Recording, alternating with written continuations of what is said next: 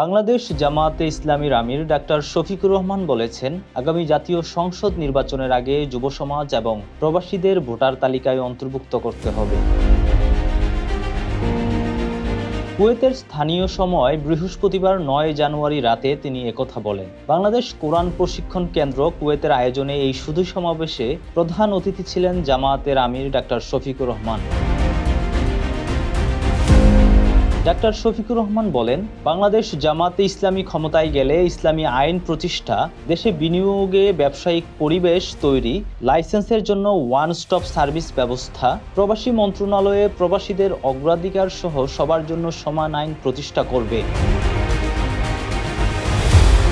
এ সময় উপস্থিত ছিলেন কুয়েতস্থ বাংলাদেশ দূতাবাসের তৃতীয় সচিব আব্দুল লতিফ ফকির, জামায়াতে ইসলামীর কেন্দ্রীয় কর্মপরিষদের সদস্য ডক্টর খলিলুর রহমান মাদানী, কুয়েত মানবাধিকার কমিশনের কর্মকর্তা, কুয়েত সংসদের সাবেক পার্লামেন্ট মেম্বার আদেল দামকি, ইসলাম প্রেজেন্টেশন কমিটি আইপিসি কর্মকর্তা আম্মায় আল কান্ডারি সহ অনেকে। Mirza Rakib, time news desk.